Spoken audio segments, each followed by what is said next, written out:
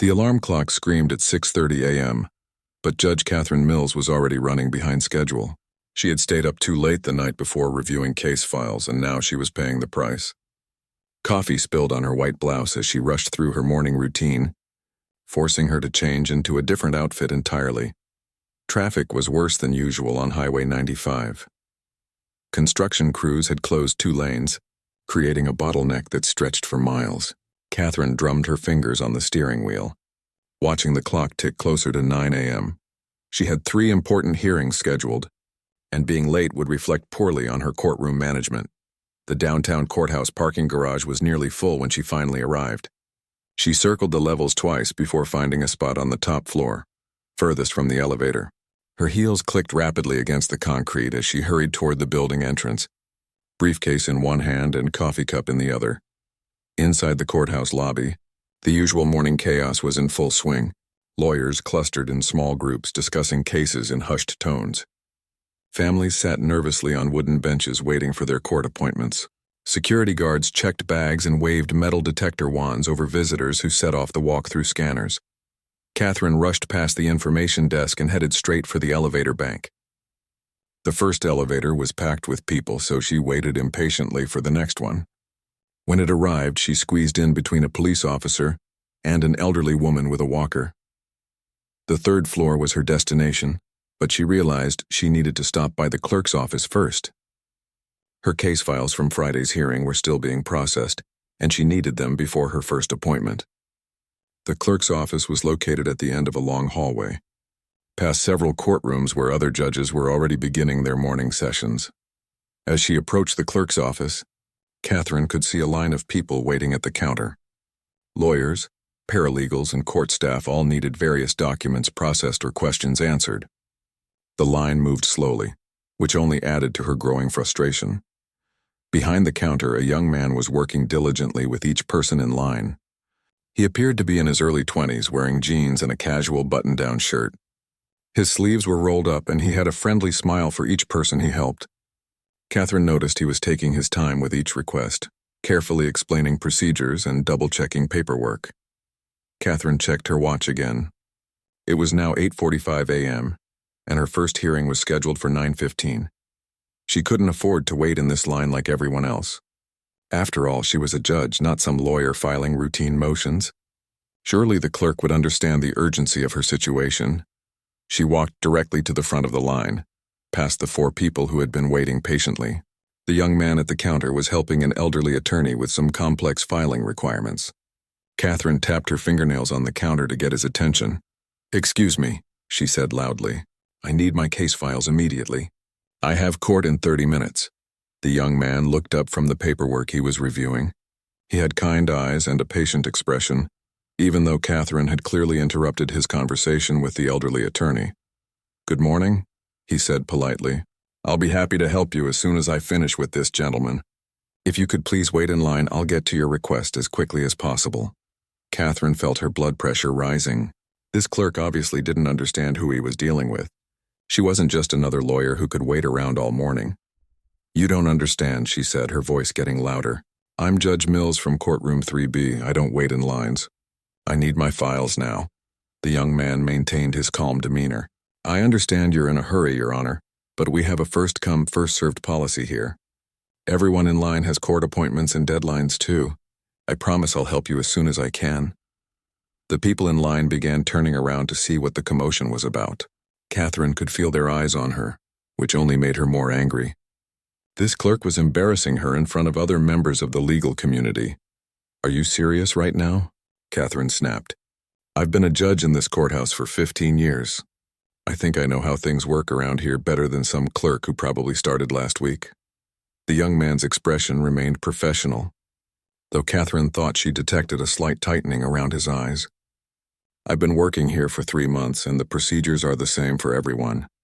If you'd like to speak with my supervisor about our policies, I can call her down here." Catherine laughed, but it wasn't a pleasant sound.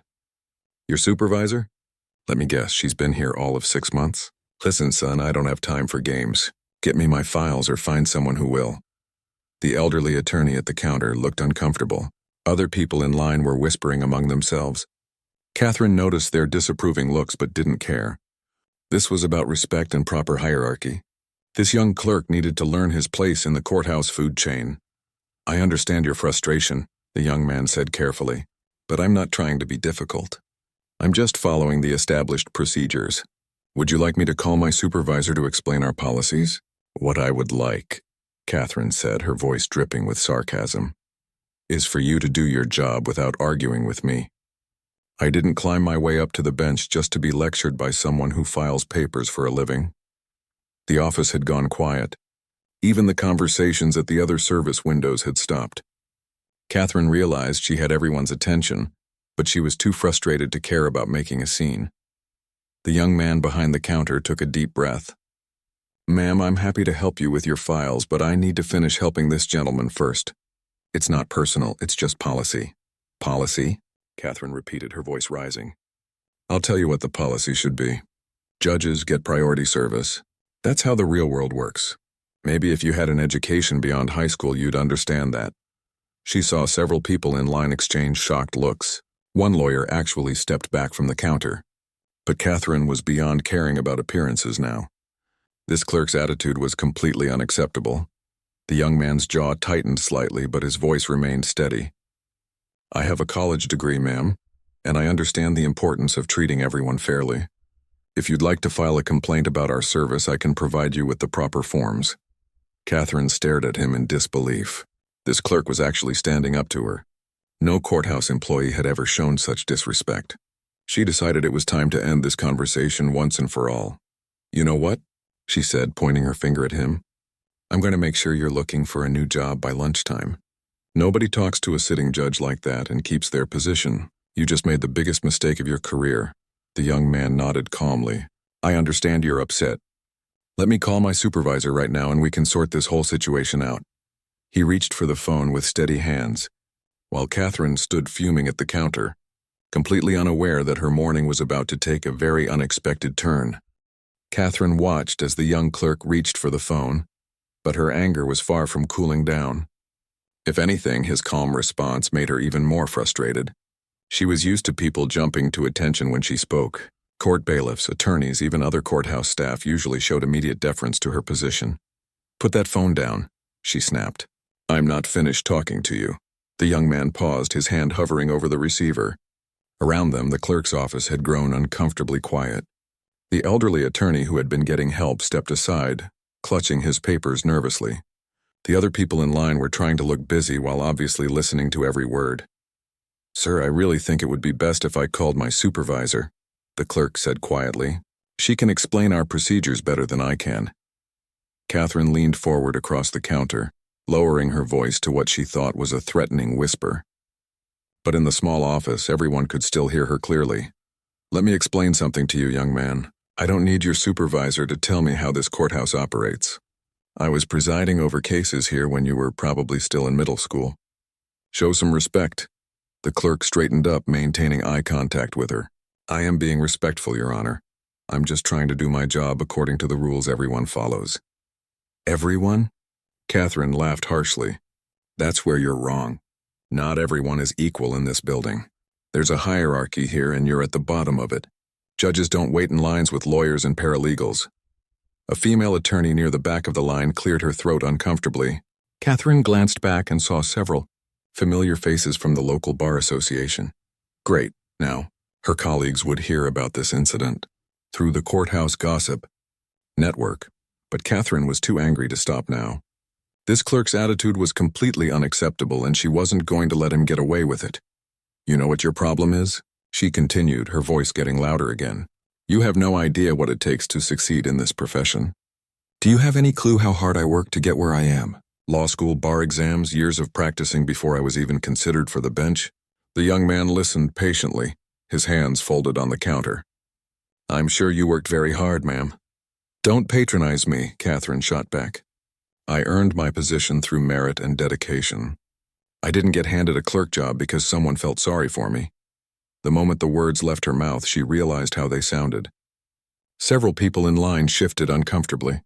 The clerk's expression didn't change, but Catherine noticed his jawline tense slightly. "I worked hard for this position too," he said quietly. and I take it seriously. Oh, please, Catherine said, rolling her eyes. Filing papers and making copies? That's not exactly brain surgery. Any high school graduate could do what you do. The silence in the office was now complete. Even the conversations at the other service windows had stopped. Catherine could feel everyone staring, but she was committed to making her point now. Furthermore, she continued, your attitude shows exactly why some people never advance beyond entry-level positions. You can't just follow rules blindly. You need to understand context and priorities. A judge's request takes precedence over everything else. The clerk took a slow breath. I understand you believe that, but our policies apply to everyone equally. That's what makes the system fair. Fair? Catherine's voice cracked with disbelief. Life isn't fair, son. Some people work harder, achieve more, and deserve better treatment. That's how the world operates. She gestured broadly around the office. Look around you. Do you see any other judges waiting in line? No, because they understand how things work. They call ahead, or they send their assistants, or they get priority service because they've earned it. The young man remained calm, but Catherine thought she detected a hint of disappointment in his eyes. I treat everyone with the same level of respect and service. That's your mistake right there, Catherine said triumphantly. You treat a judge the same way you treat some lawyer filing a traffic ticket appeal. That shows poor judgment and lack of understanding about professional hierarchies. Behind her, someone in line whispered something to their companion. Catherine spun around to face them. Is there something you'd like to say? She demanded. The lawyer quickly shook his head and looked down at his paperwork. Catherine turned back to the clerk, feeling vindicated. See, other people understand appropriate behavior. Maybe you should take notes. The clerk glanced at the phone again. Ma'am, I really think we should involve my supervisor at this point. This conversation isn't productive for anyone. Productive? Catherine laughed bitterly. You want to know what would be productive? Getting my files without arguing about it, following basic courthouse protocol, recognizing that some requests are more urgent than others. She pointed at the stack of papers in front of him. Those files you're so carefully organizing? They're probably routine motions that could wait until this afternoon. My cases involve real people with real problems who are waiting in my courtroom right now. The clerk nodded thoughtfully. All of these requests are important to the people making them. That's why we handle them in order. Catherine felt her face getting hot. This clerk simply refused to understand reason. You're being deliberately obtuse. There's a difference between a routine filing and a judge's urgent request. I understand the difference, he replied.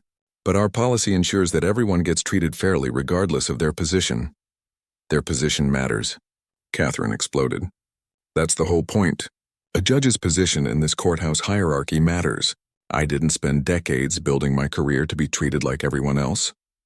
The outburst echoed through the small office. Catherine realized she was breathing heavily and her hands were shaking slightly. The clerk watched her with what looked like genuine concern. Your Honor, are you feeling all right? Would you like me to call someone?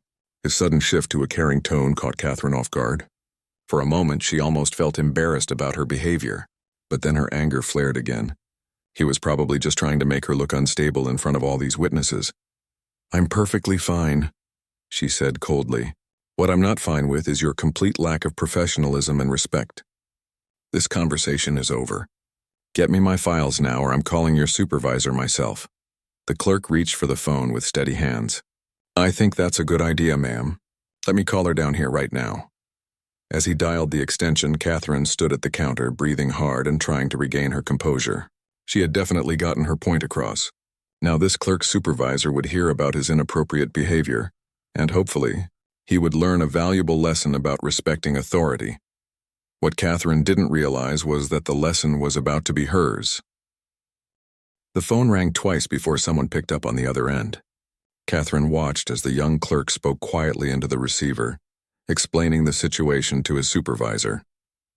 She couldn't hear exactly what he was saying, but she caught phrases like urgent request and policy clarification. While he talked, Catherine looked around the office again. The line behind her had grown longer during their argument. More lawyers and court staff had arrived for the morning rush, and they were all witnessing this embarrassing delay. Her reputation for running an efficient courtroom was being damaged by this clerk's stubborn attitude. The elderly attorney who had been getting help earlier was still standing nearby, looking very uncomfortable. Catherine caught his eye and shook her head in frustration, expecting sympathy from a fellow legal professional. "Can you believe this?" she said to him. "I've never seen such unprofessional behavior from courthouse staff." The older man shifted uncomfortably and mumbled something about everyone having difficult days. His response wasn't the support Catherine had expected. Even her colleagues seemed to be avoiding taking sides in this situation. The clerk finished his phone call and hung up. "My supervisor will be down in just a few minutes," he said politely. "She'll be able to help sort everything out." Catherine checked her watch again. It was now almost 9 a.m. and her first hearing was supposed to start in 15 minutes.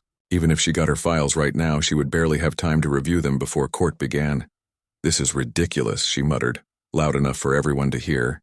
"I shouldn't have to wait for a supervisor to get basic service in my own courthouse." The clerk returned to helping the elderly attorney, processing his paperwork with the same careful attention he had been giving before Catherine's interruption. She watched him work, noting how he double-checked every form and patiently answered the man's questions.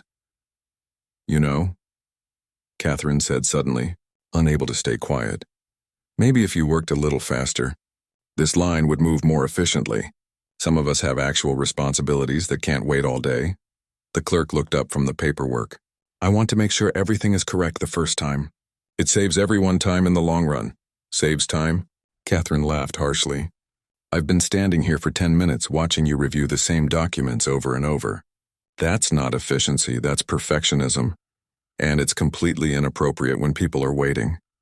Several people in line exchanged glances. Catherine realized that some of them might actually agree with the clerk's careful approach, but she was too frustrated to care about their opinions.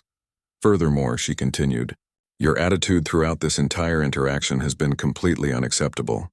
When a judge makes a request, you don't argue about policies. You don't lecture about fairness. You say, 'Yes, Your Honor,' and you handle it immediately." The clerk finished with the elderly attorney and turned his full attention to Catherine. "I understand you're frustrated about the wait, but I'm trying to do my job correctly." "Your job," Catherine said, her voice rising again, "is to serve the court system, and I am the court system in this building. I represent justice, fairness, and the rule of law. When you disrespect me, you're disrespecting everything this courthouse stands for." The office had gone completely silent again. Even the clerks at the other windows had stopped working to listen. Catherine realized she had everyone's complete attention, which only encouraged her to continue. "Do you understand the weight of responsibility I carry?" she asked. "Every day I make decisions that affect people's lives. Criminal defendants, families in custody disputes, businesses and civil litigation. They all depend on me to be prepared, punctual, and professional." The clerk nodded. "That sounds like very important work." "It is important work," Catherine emphasized, "which is why I can't waste time standing in lines like some first-year law student. My time is valuable because other people's lives depend on it." She gestured toward the stack of files on the counter. "Those case files contain evidence, testimony, and legal arguments that I need to review before making life-changing decisions. But I can't do that if I'm stuck here arguing with someone who doesn't understand priorities." The clerk's expression remained patient, but Catherine thought she detected a hint of something else in his eyes. Disappointment maybe, or pity? The possibility that he might feel sorry for her made her even angrier. "Don't look at me like that," she snapped. "I don't need your sympathy. I need your cooperation and respect." "I'm not trying to be disrespectful," he said quietly. "I'm just following the procedures I was trained to follow." "Well, maybe your training was inadequate," Catherine shot back. "Maybe whoever taught you this job forgot to mention that some situations require flexibility and common sense." She leaned forward across the counter again. "Let me educate you about how the real world works.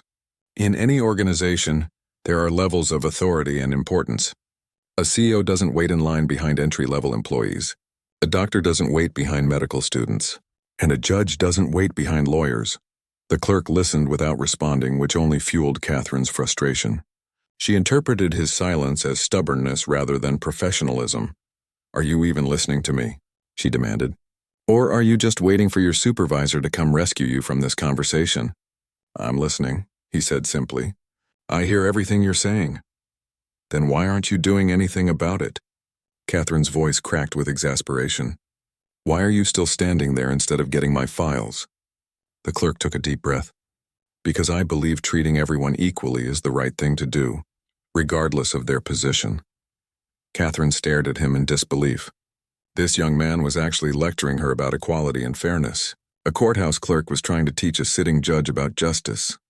"That's it," she said, her voice deadly quiet. "I've had enough of your attitude. When your supervisor gets here, I'm going to make sure she understands exactly what kind of employee she has working for her." She turned to address the entire office, raising her voice so everyone could hear clearly. "I want everyone here to witness this. This clerk has been disrespectful, argumentative, and completely unprofessional. He has wasted my time and shown total disregard for courthouse hierarchy." People shifted uncomfortably, but no one spoke up. Catherine turned back to the clerk, who was watching her with that same calm expression. "You think you're so principled?" she said mockingly, "standing up for your precious policies. But what you really are is naive and inexperienced. You have no idea how the legal system actually works." The clerk's phone rang at that moment. He glanced at it and then at Catherine.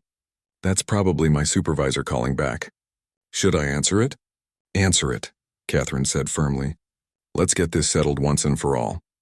As the clerk reached for the phone, Catherine felt a surge of satisfaction. Finally, a responsible adult would intervene and explain proper courthouse protocol to this stubborn young man. She was confident that any supervisor would immediately understand her position and take appropriate action. What she didn't realize was that the phone call was about to change everything she thought she knew about this situation. The elevator doors opened with a soft ding, and Catherine turned to see a woman in her 50s walking purposefully down the hallway toward the clerk's office. She wore a navy blue suit and carried herself with the confident bearing of someone who had spent years managing courthouse operations. Patricia Williams, the chief administrative officer, had overseen clerk operations for nearly 2 decades. She had seen every type of courthouse drama imaginable, from screaming defendants to overwhelmed attorneys to frustrated judges. But the phone call she had just received from her intern had piqued her curiosity in an unusual way. Catherine straightened her shoulders as Patricia approached. Finally, she would be dealing with someone who understood proper courthouse hierarchy, someone who would immediately recognize the inappropriateness of the clerk's behavior and take swift corrective action. "Good morning, Your Honor," Patricia said pleasantly as she entered the office.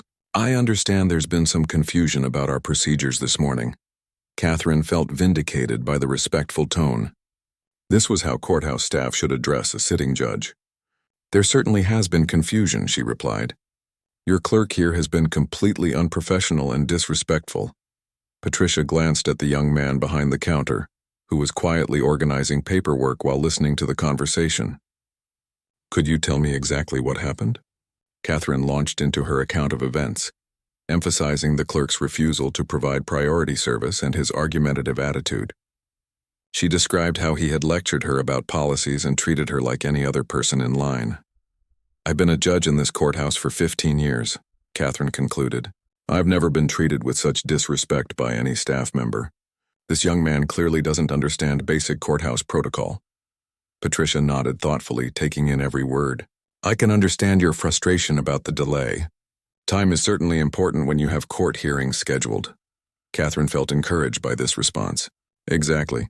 I have 3 hearings this morning and I needed those case files to prepare properly. Instead, I've wasted valuable time arguing about policies that shouldn't apply to judges." "Our policies do typically apply to everyone," Patricia said carefully. "But let me ask you something. Are you familiar with our new intern program?" Catherine looked confused. "Intern program? What does that have to do with anything? I don't care if he's an intern or a full-time employee. Professional behavior is professional behavior." Patricia smiled slightly. "Of course, professional behavior is certainly important, but I think there might be some misunderstanding about the situation here." She gestured toward the young man at the counter. "This isn't actually one of our regular clerks.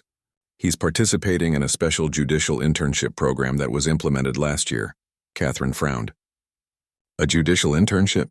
I wasn't informed about any such program." "It's relatively new," Patricia explained. "We partnered with several law schools to create hands-on learning opportunities for exceptional students. The interns rotate through different departments to understand how the entire court system operates." Catherine glanced at the clerk with slightly less hostility. If he was a law student, that might explain his attitude about policies and procedures. Law students were notorious for being overly focused on rules and theories. Well, she said grudgingly, that's still no excuse for his behavior. If anything, a law student should show more respect for sitting judges. He should understand the importance of judicial authority. Patricia nodded again. Education is certainly part of the program's purpose. The interns are supposed to learn about courthouse operations from the ground up. She paused, studying Catherine's face carefully. This particular intern has been quite impressive, actually. He graduated from Harvard Law School last spring with highest honors. Catherine's eyebrows rose slightly.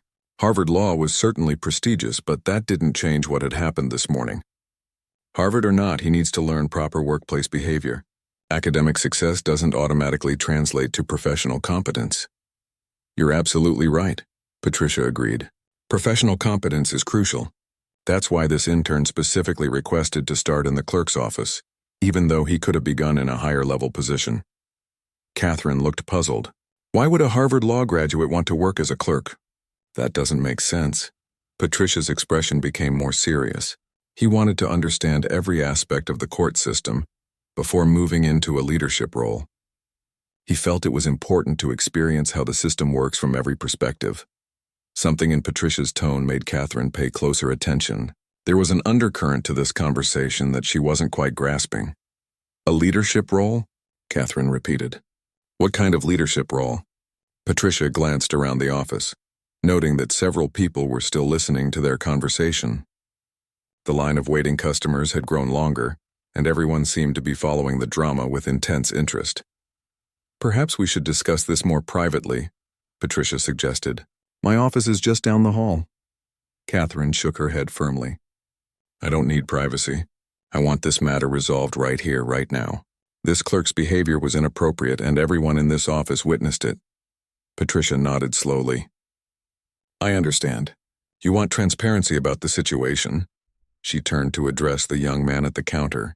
Could you tell Judge Mills why you're participating in this internship program? The clerk looked up from his paperwork, meeting Catherine's eyes directly. I wanted to understand how every part of the courthouse operates before I consider my next career steps. Catherine rolled her eyes. Career steps? You're a law student. Your next step should be finding a firm that will hire you and learning how to practice law properly. Actually, the clerk said quietly, I'm not planning to work at a private firm. Public defender's office, then? Catherine asked dismissively. Legal aid? Well, I suppose that's noble enough, though it won't pay much. Patricia cleared her throat. Your Honor, I think there's something important you should know about this young man's background. Catherine looked back and forth between them, sensing that she was missing something significant.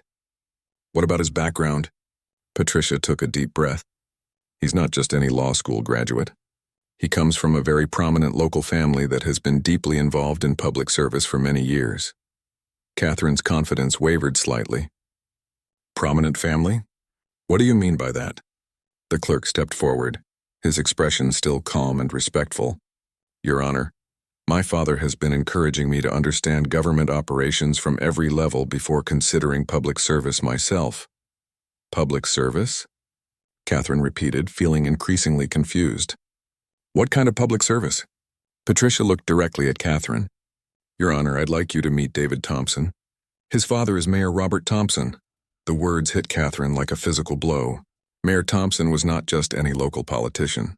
He was the city's most popular mayor in decades, recently re-elected by the largest margin in the city's history.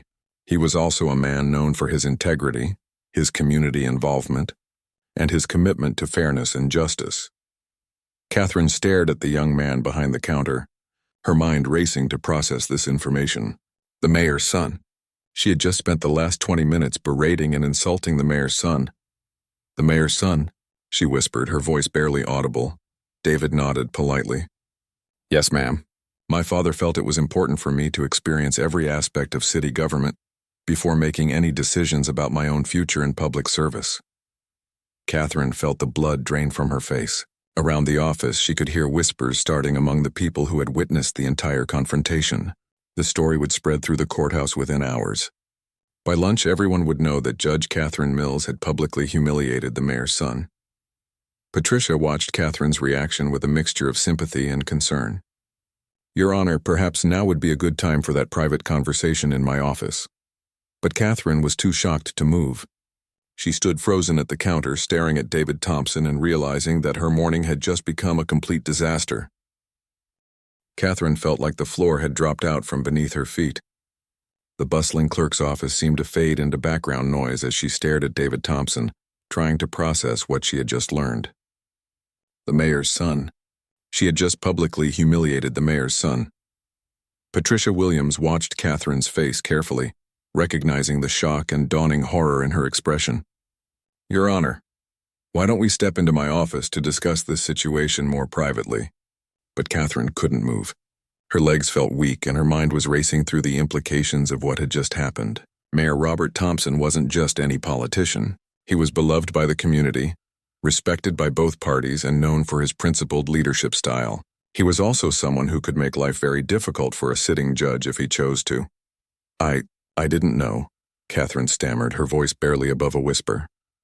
David Thompson remained behind the counter, his expression neutral but not unkind. There was no reason you would know, Your Honor. I'm just here to learn and help out where I can. His gracious response somehow made Catherine feel even worse. After everything she had said to him, he was still being polite and respectful. She thought back to her harsh words about his education, his qualifications, his future prospects. The mayor's son who had graduated from Harvard Law School with highest honors. Harvard Law, Catherine said weakly, as if saying it out loud might help her brain accept the reality of the situation. Yes, ma'am, David replied. But my father always taught me that education means nothing without understanding how to serve people effectively. That's why I asked to start here in the clerk's office. Patricia nodded approvingly. David has been an excellent addition to our team. He's been learning our procedures, helping customers, and gaining valuable insights into how the court system serves the community.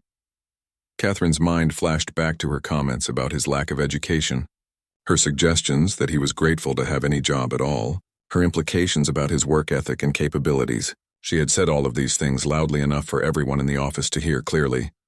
The mayor, Catherine said suddenly. Does he know about this internship? Of course, Patricia replied. Mayor Thompson was very supportive of David's decision to start at the ground level. He felt it would give him a better understanding of how city government really works. Catherine's stomach lurched. If the mayor supported his son's internship, he would certainly hear about how that internship was going. And by now, David had experienced a perfect example of how some members of the courthouse community treated people they perceived as beneath them. He specifically wanted to experience different perspectives, David added quietly. My father believes that true leadership comes from understanding what it's like to work in every part of an organization. The words hit Catherine like arrows. True leadership, understanding different perspectives. These were exactly the qualities she had failed to demonstrate during their confrontation. Instead, she had shown arrogance, prejudice, and a complete lack of empathy. Around them, the normal business of the clerk's office was slowly resuming. But Catherine was acutely aware that several people were still watching and listening. The story of this morning's events would spread through the courthouse like wildfire.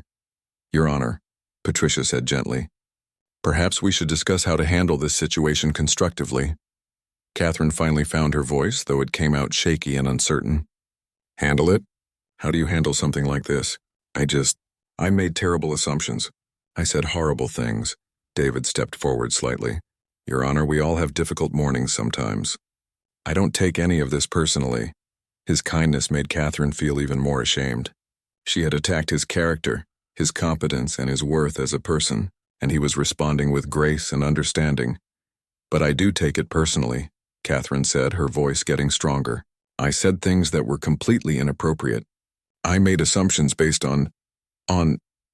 She trailed off, realizing she was about to admit to prejudging him based on his age, his casual clothing, and his position behind the clerk's counter. All things that had nothing to do with his actual qualifications or character. Patricia watched the exchange with interest. In her 20 years of courthouse management, she had seen many conflicts between staff and judges. But she had rarely seen a judge show this level of genuine remorse about their behavior. David, Patricia said, why don't you tell Judge Mills about some of the other things you've been learning during your internship? David looked uncertain about continuing the conversation. but Patricia nodded encouragingly.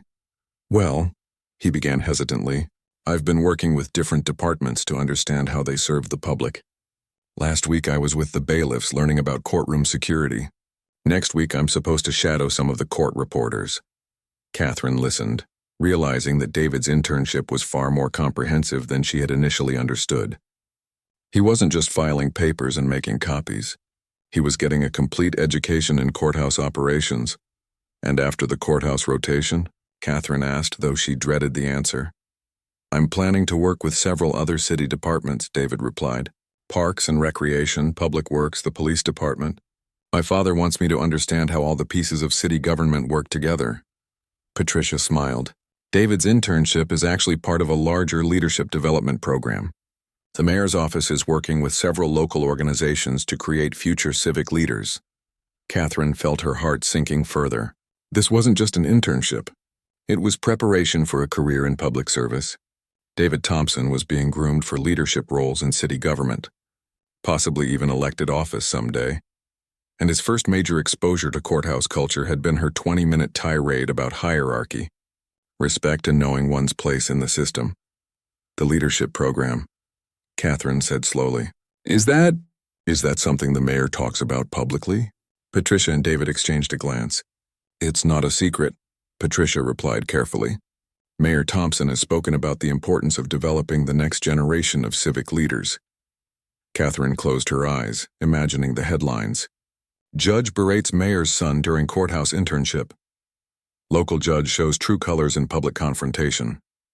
Courthouse culture under fire after incident with mayor's family. Your Honor, David said quietly, I hope you won't worry too much about this. Like I said, we all have difficult moments. Catherine opened her eyes and looked at him, really looked at him this time. She saw intelligence, compassion, and a maturity that she had completely missed during their earlier confrontation. She also saw someone who was trying to give her a graceful way out of an impossible situation. You're very kind, she said softly. Much kinder than I deserve after the way I behaved. Patricia cleared her throat. Your Honor, if you'd like to discuss this situation further, my office is available. We could talk about ways to move forward constructively. Catherine nodded numbly. Moving forward constructively. That sounded like code for damage control, but she suspected it might already be too late for that. The morning that had started with simple frustration about running late had become a complete nightmare.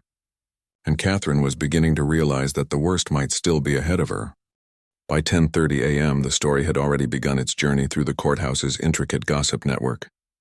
Jennifer, a paralegal who had been waiting in line during the confrontation, couldn't resist sharing what she had witnessed when she returned to her law firm's office. You won't believe what just happened in the clerk's office, she told her colleague, Beth, as she set down her coffee and case files. Judge Mills completely lost it on this young clerk. I mean totally lost it. Beth looked up from her computer with interest. Lost it how? Jennifer launched into a detailed account of the morning's events, describing Catherine's increasingly hostile behavior and her dismissive comments about the clerk's education and qualifications. She painted a vivid picture of the judge's arrogance and the uncomfortable silence that had fallen over the entire office. And then, Jennifer continued, building to her climax, it turns out the clerk was actually the mayor's son. Can you imagine? She was standing there lecturing the mayor's son about knowing his place and being grateful for any job. Beth's eyes widened. Mayor Thompson's son? The one who just got re-elected by like 70% of the vote? That's the one, Jennifer confirmed. The kid was totally professional the whole time, too. Never lost his cool, never got defensive. Just kept explaining the policies politely, while she got more and more angry. Within an hour, the story had reached 3 different law firms, the public defender's office, and the district attorney's staff. Each retelling added new details and emphasized different aspects of the confrontation. Some focused on Catherine's harsh words about education and qualifications. Others highlighted her statements about hierarchy and knowing one's place. At the DA's office, Prosecutor Michael Rodriguez was eating lunch when his assistant brought him the news. There's a story going around about Judge Mills and Mayor Thompson's son, she said, settling into the chair across from his desk. Michael set down his sandwich. Judge Mills presided over several of his cases, and Mayor Thompson was someone he worked with regularly on public safety initiatives. What kind of story? As his assistant recounted the morning's events, Michael found himself shaking his head in disbelief. He had always found Judge Mills to be somewhat rigid and formal, but this level of public confrontation was completely out of character. How many people witnessed this? He asked. Sounds like the whole clerk's office was watching. Maybe 15 or 20 people total? Michael winced. In a courthouse, 15 people might as well be 1,500. Stories like this spread faster than wildfire, and they tended to grow in the telling. Meanwhile, back in the courthouse, Catherine was struggling to focus on her afternoon docket. Her morning hearings had gone poorly, partly because she hadn't had time to properly review her case files, but mostly because she couldn't stop thinking about her confrontation with David Thompson. During a brief recess, her bailiff approached the bench. Your Honor, are you feeling all right today? You seem a bit distracted. Catherine forced a smile. I'm fine, Officer Reynolds. Just a busy morning, but she wasn't fine. Every time someone entered her courtroom, she wondered if they had heard about the incident. Every whispered conversation between attorneys made her paranoid. She found herself watching faces for signs of judgment or disapproval. At City Hall, Mayor Robert Thompson was having his own challenging afternoon. His chief of staff knocked on his office door at 2 p.m. with an expression that immediately put him on alert. We need to talk, she said, closing the door behind her. There's been an incident involving David at the courthouse. Mayor Thompson set aside the budget reports he had been reviewing. What kind of incident? Is he hurt? No, nothing like that. But there was a confrontation with one of the judges this morning. A pretty public one from what I'm hearing. As his chief of staff described the events in the clerk's office, Mayor Thompson's expression grew increasingly serious. He had specifically chosen to keep David's internship low-key, precisely to avoid situations like this. But he had also known that his son would eventually encounter people who might treat him differently if they knew about his family connections. How is David handling it? The mayor asked. He called about an hour ago. Says he's fine and doesn't want to make a big deal about it. Very mature response, actually. Mayor Thompson nodded, feeling proud of his son's grace under pressure, but he also felt concerned about the broader implications of the incident. What's the courthouse gossip situation? He asked. His chief of staff grimaced. Spreading fast. We've already gotten calls from 2 reporters asking for comment. At the local newspaper, editor Susan Walsh was indeed trying to decide how to handle the story. One of her reporters had gotten a tip about the confrontation and was already working on gathering more details. This is tricky, Susan told her reporter over the phone. On one hand, it's a legitimate story about judicial behavior and courthouse culture. On the other hand, it involves the mayor's family, and we need to be careful about that. Her reporter, Tom Bradley, had already spoken to 3 witnesses and was trying to reach others. Everyone I've talked to says the judge's behavior was way over the line. And they all emphasize how professional the mayor's son was throughout the whole thing. Susan considered the situation carefully. Get more sources. Talk to courthouse staff, attorneys who were there, anyone with first-hand knowledge. But make sure you're fair to everyone involved. Back at the courthouse, Patricia Williams was dealing with her own challenges. Word had reached the court administrator, who wanted a full report on the incident. She had also fielded calls from the mayor's office and the local bar association. David Thompson, meanwhile, was trying to continue his internship as normally as possible. But he couldn't ignore the changed atmosphere in the clerk's office.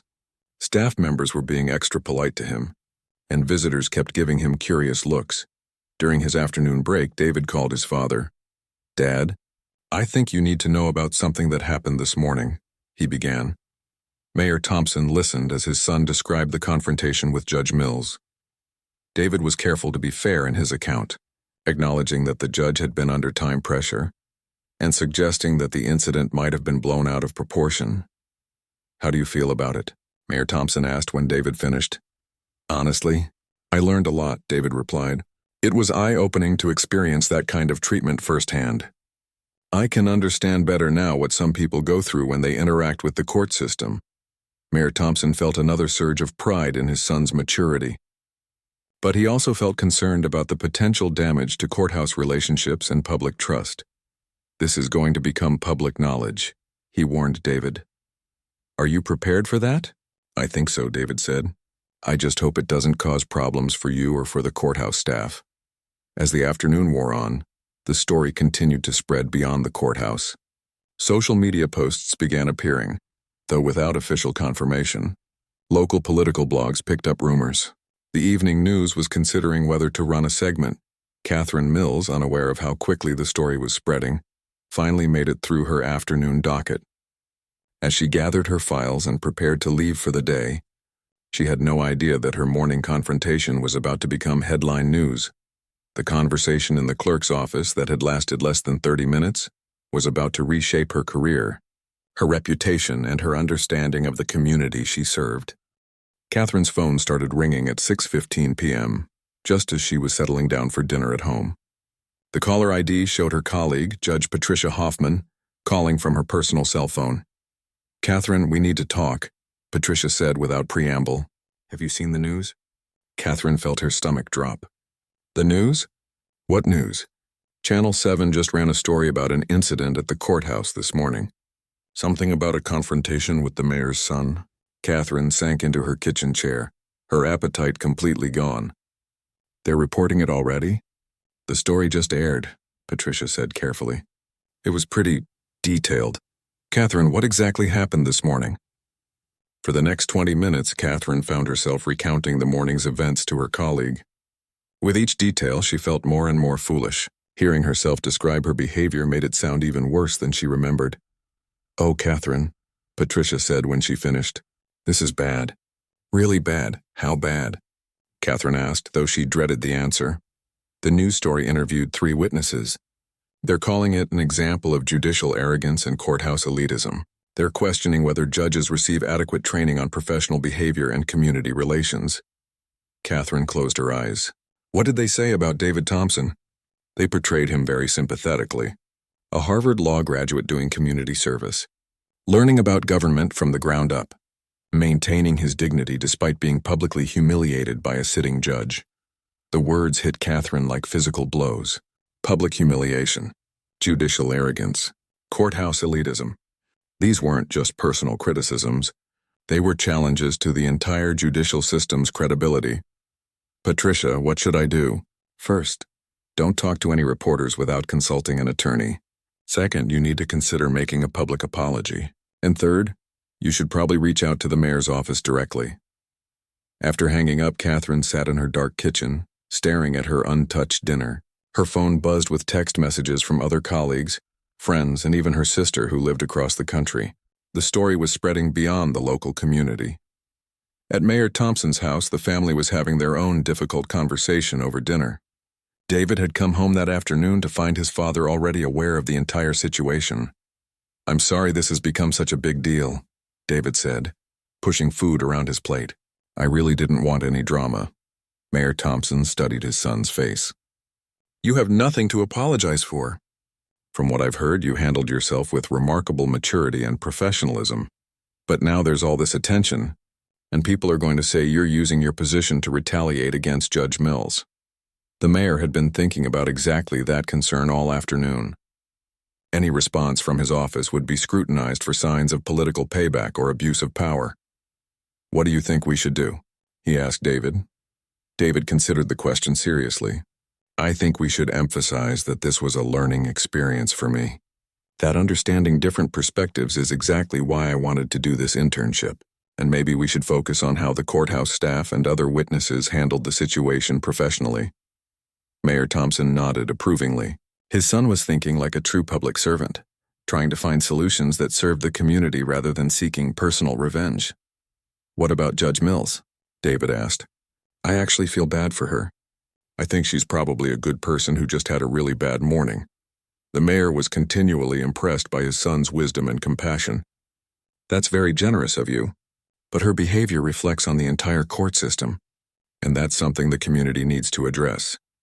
Meanwhile, at the courthouse, Chief Administrator Patricia Williams was working late, fielding phone calls from reporters, bar association representatives, and courthouse staff. The story had created a crisis that required immediate management. Her phone rang again, and she was surprised to see Catherine Mills's name on the caller ID. "Patricia, it's Catherine. I know it's late, but I needed to call you. Judge Mills, I was actually hoping to hear from you. This situation has become quite complex. Catherine took a deep breath. I want to apologize. To you, to David, to everyone who witnessed my behavior this morning. There's no excuse for how I acted. Patricia appreciated the directness of the apology, but she also knew that public relations damage control required more than private phone calls. I appreciate that, Judge Mills. But this has become a public issue now. The community is questioning courthouse culture and judicial behavior. I know, Catherine said quietly. I've been watching the news coverage. They're making it sound like the entire court system is corrupt and elitist. Some of the coverage has been harsh, Patricia agreed. But there's also an opportunity here to demonstrate how the system can address problems and improve. Catherine was quiet for a moment. What would that look like? Well, a public apology would be a start, but it would need to be genuine and specific, not just a generic statement. And there might need to be some kind of formal review of the incident. Catherine felt her professional life crumbling around her. A formal review could lead to disciplinary action, suspension, or even removal from the bench. Patricia, can I ask you something honestly? How badly have I damaged the courthouse's reputation? Patricia sighed. Judge Mills, in 20 years of courthouse administration, I've never seen a single incident generate this much negative attention. The mayor's office has been professional, but the community is asking hard questions about judicial accountability and courthouse culture. After ending the call, Catherine poured herself a glass of wine and sat in her living room, scrolling through social media posts about the incident. The comments were brutal. People were calling her arrogant, entitled, and completely out of touch with regular citizens. But what hurt most were the comments defending David Thompson and praising his grace under pressure. People were calling him a role model, a future leader, and exactly the kind of person who should be in public service. Catherine realized that the contrast between her behavior and David's had created a perfect story for the media. An entitled judge attacking a humble public servant. Courthouse elitism versus community values. Arrogance versus dignity. Her phone buzzed with another text message, this one from the chief judge of the county court system. We need to meet first thing tomorrow morning. Catherine stared at the message, understanding that her career was about to face its greatest challenge. The confrontation that had lasted less than 30 minutes was going to have consequences that lasted much longer. As she finally went to bed that night, Catherine couldn't stop thinking about David Thompson's calm professionalism during their confrontation. He had remained respectful and dignified even while she attacked his character and qualifications. She was beginning to understand that the real lesson of the day wasn't about courthouse policies or professional hierarchy. It was about character, humility, and the kind of leader the community actually needed. And in that comparison, Catherine realized she had failed completely. 3 weeks later, Catherine Mills sat in her chambers, reading through the final report from the Judicial Conduct Review Board.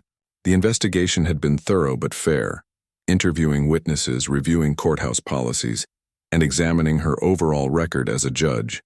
The conclusions were mixed.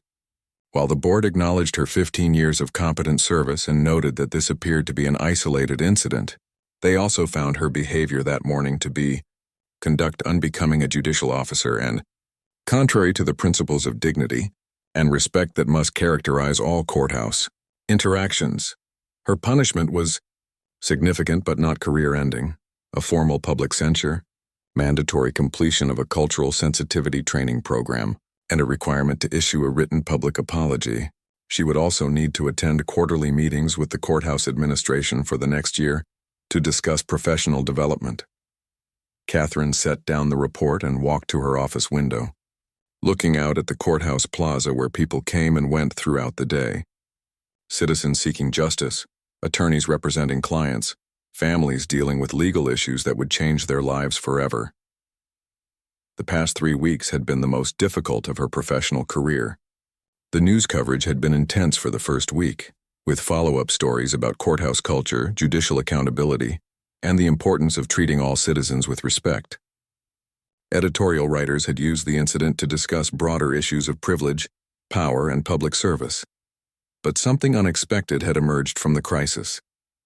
The courthouse had begun implementing new policies and training programs focused on customer service, cultural sensitivity, and professional behavior. Staff Staff members at all levels were participating in workshops about unconscious bias and community relations. David Thompson had handled the entire situation with remarkable grace. When reporters tried to get him to criticize Catherine or the court system, he consistently emphasized the positive aspects of his internship experience and the professionalism of most courthouse staff. Every organization has opportunities for improvement, he had told one persistent reporter. The important thing is how we learn from difficult situations and use them to become better. His mature response had actually enhanced his father's reputation and demonstrated the kind of leadership qualities that made him an even more attractive future candidate for public office. Catherine's door buzzed, and her assistant announced that she had a visitor. To her surprise, David Thompson walked into her chambers, wearing the same casual but professional attire she remembered from that morning 3 weeks ago. "Mr. Thompson," Catherine said, standing quickly.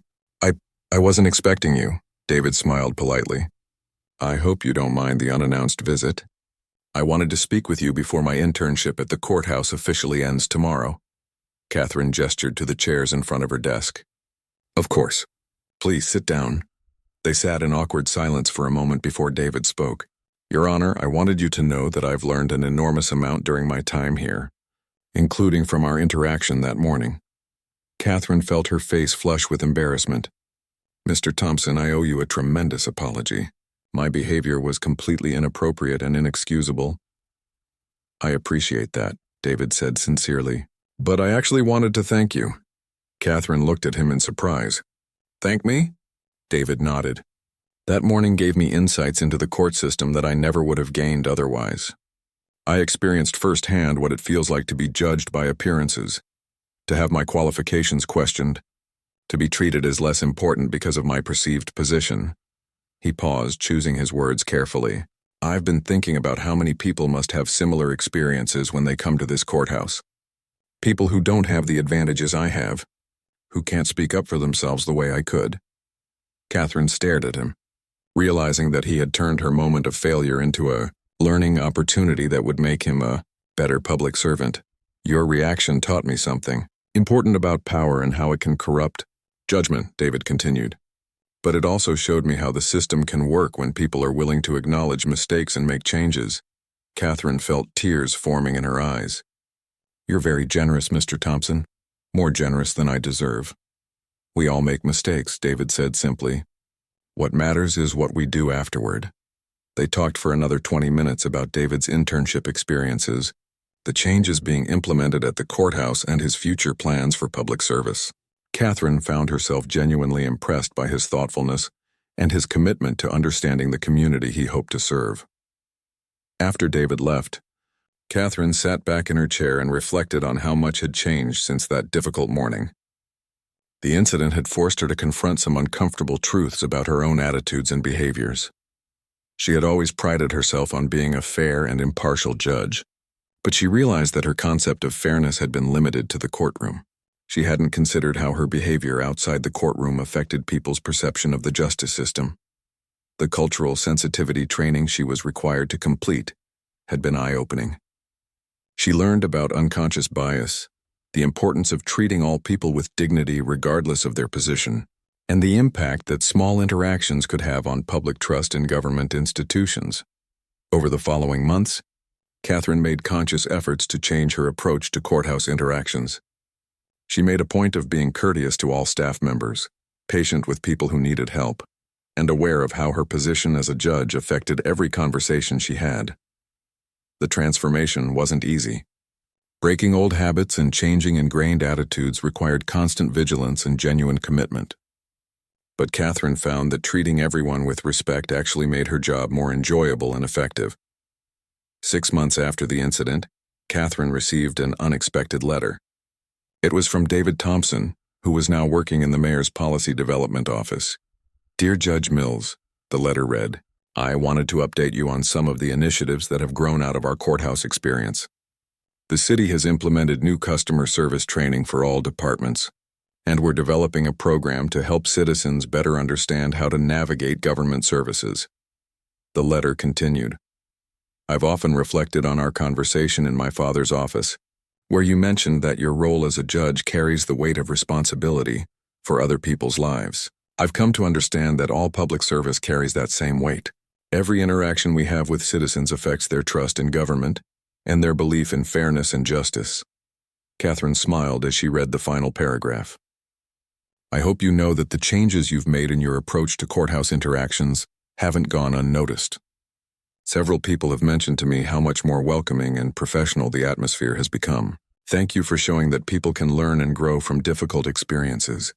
As Catherine folded the letter, she realized that the incident that had nearly destroyed her career had actually become one of the most valuable learning experiences of her life. She had learned about humility, respect, and the true meaning of public service. More importantly, she had learned that a judge's responsibility extended far beyond the courtroom. Every interaction she had with the public was an opportunity to either build or undermine trust in the justice system. The young man who had stood calmly behind the clerk's counter that morning had taught her lessons about leadership, grace, and character that no law school or judicial training program had ever provided. And Catherine was determined to spend the rest of her career living up to the example he had set.